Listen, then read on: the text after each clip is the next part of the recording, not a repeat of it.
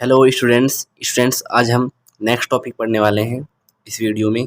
क्या है? Series combination of resistance और पैरेलल कॉम्बिनेशन ऑफ रेजिस्टेंस। आपने इलेक्ट्रोस्टैटिक्स में सीरीज कॉम्बिनेशन पढ़ा था, वहाँ पर कैपेसिटर का, वहाँ पर पैरेलल कॉम्बिनेशन पढ़ा था, वहाँ पर कैपेसिटर का। मतलब यहाँ पर है रेजिस्टेंस का। फ्रेंड्स, मैं आपको एक बात बताना चाहता हूँ, कैपेसिटर और रेजिस्टेंस, इनका कॉम्बिनेशन हमेशा एक दूसरे के अपोजिट होता है। अपोजिट कैसे होता है? मतलब मैं आपको बताना चाहता हूँ, देखिएगा। मैं आपको series combination of a capacitor बताने वाला हूँ, ठीक है ना? रेजिस्टेंस नहीं, कैपेसिटर बताने वाला हूँ। कैपेसिटर का क्या होता है? Series combination of a capacitor ये होता है 1/C 1/C1 plus 1/C2 dot dot dot, ठीक है ना? ये होता है। और parallel combination of a capacitor का क्या होता है? ये होता है C1 प्लस C2 प्लस की C3, ठीक है ना? अभी इस बात को याद रखो आप। ये कैपेसिटर का आपको नहीं निकाला था, प्रीवियस लेक्चर में देखना वीडियो को जाकर, ये निकाला था हमने। अब हम सीरीज कॉम्बिनेशन ऑफ रेजिस्टेंस का देखते हैं। रेजिस्टेंस का क्या सेम आता है यही, या फिर अपोजिट आता है? देखते हैं वो क्या आता है, ठीक है ना? अब देखते हैं। ओके जी, तो सबसे पहले क्या करना है हमें? रेजिस्टेंस निकालने के लिए उनको सीरीज में कनेक्ट करना है, ठीक है ना? यानी कि रेजिस्टेंस सीरीज में लेनी। जैसे सीरीज में कैपेसिटर लेते हैं, एक ही डायरेक्शन में इनमें सेम करंट फ्लो होता है, वो सीरीज में होता है। रेजिस्टेंस ले लिया हमने। बताओ फ्रेंड्स, कोई दिक्कत यहाँ तक?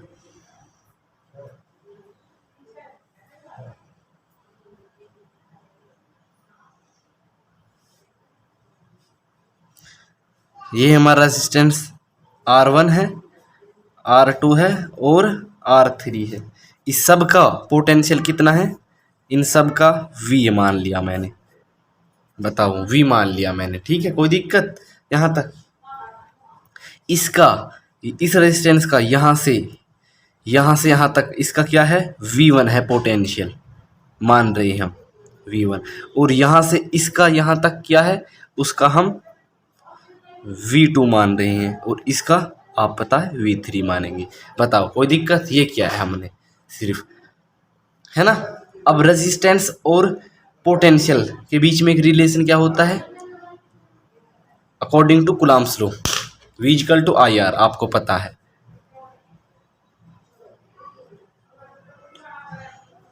अकॉर्डिंग टू ओम्स लॉ,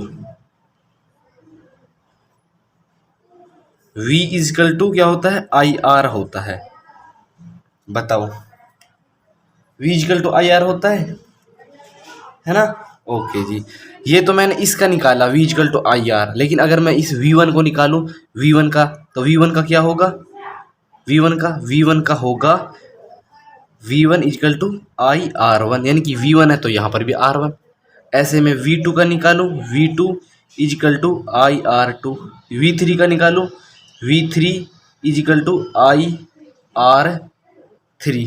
बताओ जी, कोई दिक्कत यहाँ तक? हेयर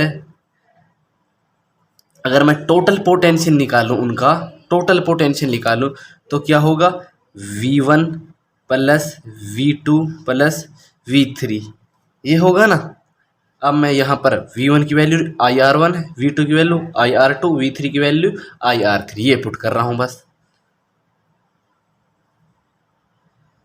V1 की वैल्यू IR1, V2 की IR2, V3 की IR3।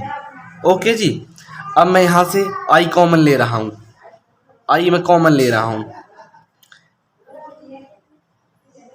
R1, R2 और R3। बताओ जी स्टूडेंट्स, कोई दिक्कत यहाँ तक? नहीं होगी। अब आपको पता है V इक्वल टू IR होता है।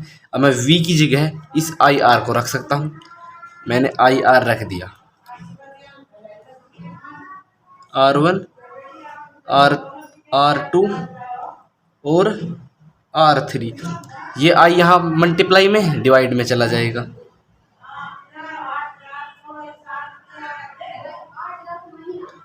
R1, R2 R3, आई से आई कट गया, यानी कि रेजिस्टेंस हमारा सीरीज में आता है फ्रेंड्स। ये सीरीज में बताया ना मैंने आपको, R1 R2 और R3, यानी कि फ्रेंड्स हमारा सीरीज में आया है। Series combination of resistance, resistance हमारा सीरीज में लग रहा है। सीरीज में क्या आया है हमारा, R1 R2 R3, ये सीरीज में आया है। और ऐसा मैं आपको दिखाऊं, हमारा सीरीज में कैपेसिटर क्या आता था, 1/C 1/C 1 1/C2, यानी कि इसका अपोजिट आया है। यानी कि ऐसा सीरीज में नहीं होता। अब आप इसे याद कैसे रखेंगे, आपको एक याद रखना पड़ेगा, या तो कैपेसिटर याद रखने पड़ेगा या रेजिस्टेंस का याद रखना पड़ेगा। कैपेसिटेंस का क्या होता है, अगर कैपेसिटेंस में सीरीज 1/C1 है, यानी कि अपॉन में है, सो ऐसा सीरीज कैपेसिटेंस में अगर 1/C है तो ऐसा रेजिस्टेंस में नहीं होगा, सीरीज में उसमें उसका अपोजिट हो जाएगा, यानी कि पैरेलल हो जाएगा। या आपको एक ये बात भी या फिर ये बात ध्यान रखना है, जो हमारा कैपेसिटेंस में सीरीज या पैरेलल में कुछ भी है उसका सेम रेजिस्टेंस में नहीं होगा। जैसा कि ये बात ध्यान रखनी है, मान लीजिए ये पैरेलल है, कैपेसिटेंस पैरेलल ऐसा होता है। अब आपको ये बात ध्यान रखना है, रेजिस्टेंस पैरेलल ऐसा नहीं होता। वो फिर कैसे हो सकता, दो ही वे हैं हमारे पास, दो ही रास्ते हैं, सो फिर वो रेजिस्टेंस पैरेलल में इस तरीके से होगा, इस तरीके से R1 R2 इस तरीके से। ओके जी, मुझे पता है आपको समझ में आ गया होगा। अब आ रहे हैं हम किस पर, अब आ रहे हैं हम पैरेलल पर। ये सीरीज का था। ओके जी, अब हम पैरेलल में करेंगे।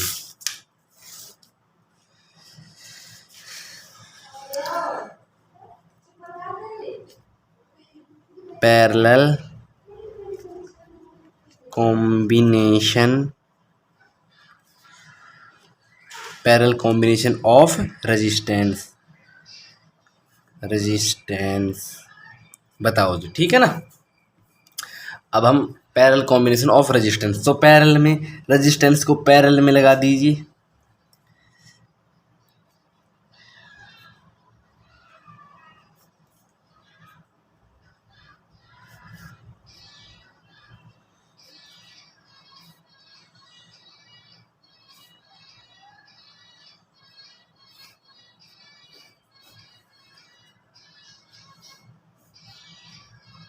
ओके फ्रेंड्स, ये हमने बैटरी से कनेक्ट कर दिया, करंट आई फ्लो हो रहा है पॉजिटिव से नेगेटिव की तरफ।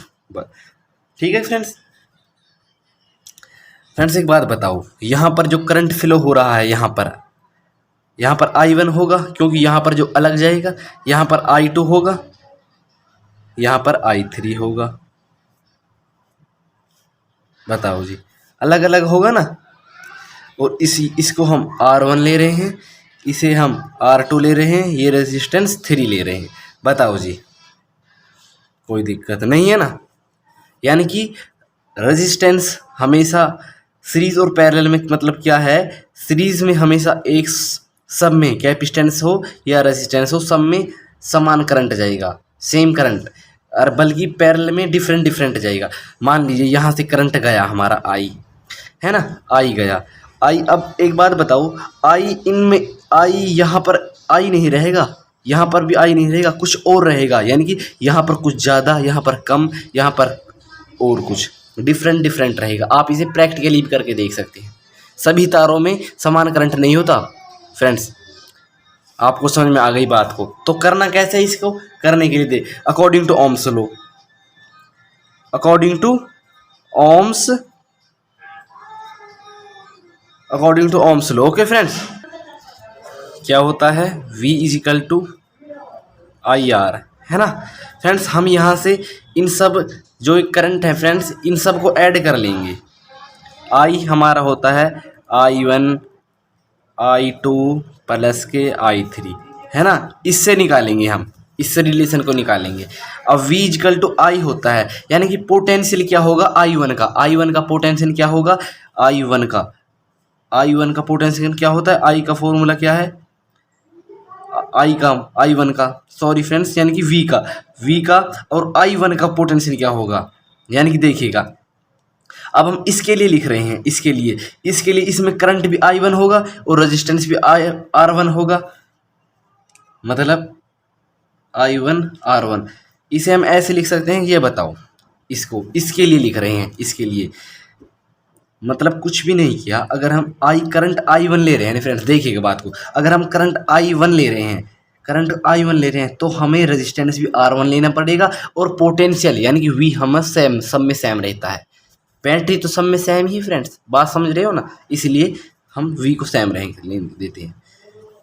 और I2 के लिए क्या लिख सकते हैं, V is equal to I2 R2 और I3 R3। बताओ कोई दिक्कत यहाँ तक नहीं है ना। अब हम I1 की वैल्यू निकाल रहे हैं, I1 की, V ऊपर रहने देते हैं अपॉन के R1, ठीक है, कोई दिक्कत।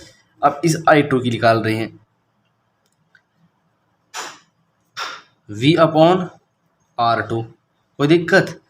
I3 की V अपॉन R3, बताओ जी कोई दिक्कत। सिर्फ हमने I की वैल्यू निकाली है, I3 की, I2 की, I1 की।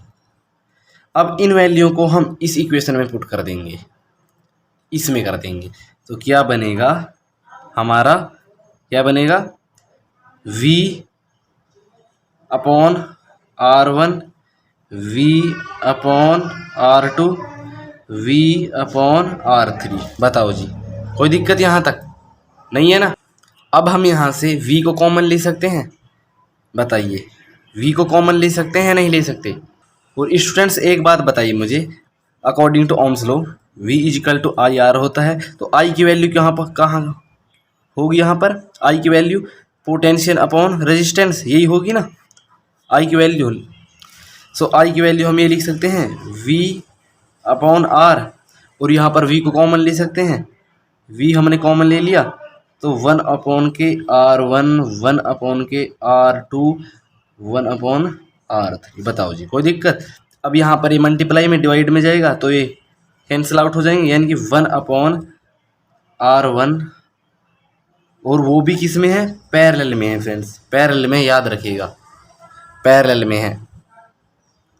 क्या होता है 1 upon R1 upon 1 upon R2 plus 1 upon R3। इस फॉर्मूला को फ्रेंड्स न्यूमेरिकल आते हैं, बहुत इंपॉर्टेंट है, कैपेसिटेंस या रेजिस्टेंस के ऊपर जरूर हमारा सवाल आता है। फ्रेंड्स आपको समझ में आ गया ना। ओके जी, इस वीडियो में इतना, तब तक मिलते हैं नेक्स्ट वीडियो में। हमारे चैनल को शेयर, सब्सक्राइब, लाइक प्लीज़ करना ना भूलिएगा।